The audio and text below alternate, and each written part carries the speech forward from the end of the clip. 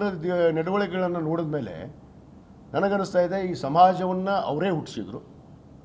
ನಮಗೆಲ್ಲ ಬಹುತೇಕ ನಮಗೆ ಸಮಾಜ ಪಂಚಮಸಾಲಿ ಅನ್ನೋದು ನಮ್ಗೆ ಗೊತ್ತಿದ್ದಿಲ್ಲ ಅಂತ ಕಾಣುತ್ತೆ.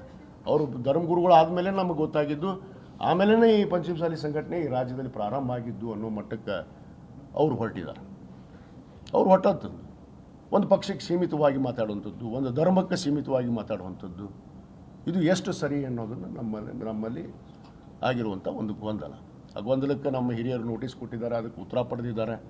ಮುಂದೆ ಏನು ಮಾಡಬೇಕು ಅನ್ನೋದು ನಡೆ ಕೂಡ ನಾವು ನಿನ್ನೆ ನಮ್ಮ ಹಿರಿಯರಾದಂಥ ಸಂಸ್ಥಾಪಕ ಅಧ್ಯಕ್ಷರಾದಂಥ ಪ್ರಬನ್ನ ಹುಣಚಿಕಟ್ಟಿಯವರು, ನಮ್ಮ ಇನ್ನೋರ್ವ ಹಿರಿಯ ನ್ಯಾಯವಾದಿಗಳಾದಂಥ ಮೋಹನ್ ಲಿಂಬಿಕಾಯಿಯವರು ಮತ್ತು ಎಲ್ಲ ಹಿರಿಯರು, ಇಲ್ಲಿರುವಂಥ ಎಲ್ಲ ಹಿರಿಯರು, ಸುಮಾರು ಜನ ನಾವು ಧರ್ಮದರ್ಶಿಗಳು, ಸಮಾಜದ ಹಿರಿಯ ಮುಖಂಡರು, ಜನಪ್ರತಿನಿಧಿಗಳು ಸೇರಿ ಚರ್ಚೆ ಮಾಡಿ ಇವತ್ತು ಅಂತಿಮವಾಗಿ ಈ ಗೊಂದಲವನ್ನು ನಂತರ ನಾವು ಮುಕ್ತಿಯನ್ನು ಹೊಂದಬೇಕು.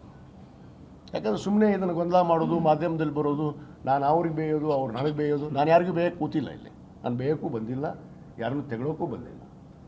ಇದು ಸ್ಪಷ್ಟನೆ ಕೊಡುವಂಥ ಕೆಲಸ ನಾನು ಮಾಡ್ತಾಯಿದ್ದೀನಿ ಅಷ್ಟೇ. ಅದಕ್ಕೆ ಇವತ್ತು ಧರ್ಮಗುರುಗಳು ಪಾಪ ಅವ್ರಿಗೆ ನಾನು ಮಠದಲ್ಲಿ ಇರೋಕ್ಕೆ ಬೇಡ ಅಂದಿಲ್ಲ, ಈಗ ಇದ್ದಾರೆ, ಮಠದಲ್ಲೇ ಇದ್ದಾರೆ.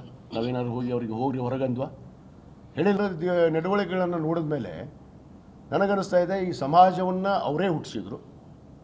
ನಮಗೆಲ್ಲ ಬಹುತೇಕ ನಮಗೆ ಸಮಾಜ ಪಂಚಮಸಾಲಿ ಅನ್ನೋದು ನಮ್ಗೆ ಗೊತ್ತಿದ್ದಿಲ್ಲ ಅಂತ ಕಾಣುತ್ತೆ. ಅವರು ಧರ್ಮಗುರುಗಳು ಆದಮೇಲೆ ನಮಗೆ ಗೊತ್ತಾಗಿದ್ದು, ಆಮೇಲೆ ಈ ಪಂಚಮಸಾಲಿ ಸಂಘಟನೆ ಈ ರಾಜ್ಯದಲ್ಲಿ ಪ್ರಾರಂಭ ಆಗಿದ್ದು ಅನ್ನೋ ಮಟ್ಟಕ್ಕೆ ಅವರು ಹೊರಟಿದ್ದಾರೆ. ಅವ್ರು ಹೊಟ್ಟಂಥದ್ದು ಒಂದು ಪಕ್ಷಕ್ಕೆ ಸೀಮಿತವಾಗಿ ಮಾತಾಡುವಂಥದ್ದು, ಒಂದು ಧರ್ಮಕ್ಕೆ ಸೀಮಿತವಾಗಿ ಮಾತಾಡುವಂಥದ್ದು, ಇದು ಎಷ್ಟು ಸರಿ ಅನ್ನೋದನ್ನು ನಮ್ಮಲ್ಲಿ ಆಗಿರುವಂಥ ಒಂದು ಗೊಂದಲ. ಆ ಗೊಂದಲಕ್ಕೆ ನಮ್ಮ ಹಿರಿಯರು ನೋಟಿಸ್ ಕೊಟ್ಟಿದ್ದಾರೆ, ಅದಕ್ಕೆ ಉತ್ತರ ಪಡೆದಿದ್ದಾರೆ.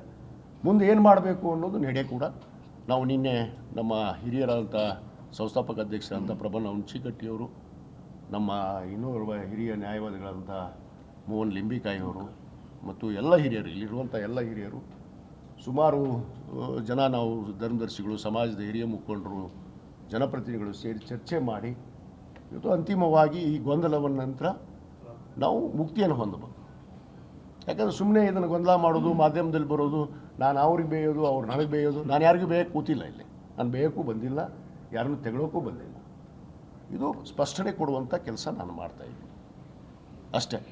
ಅದಕ್ಕೆ ಇವತ್ತು ಧರ್ಮಗುರುಗಳು ಪಾಪ ಅವ್ರಿಗೆ ನಾನು ಮಠದಲ್ಲಿ ಇರೋಕ್ಕೆ ಬೇಡ ಅಂದಿಲ್ಲ, ಈಗ ಇದ್ದಾರೆ, ಮಠದಲ್ಲೇ ಇದ್ದಾರೆ.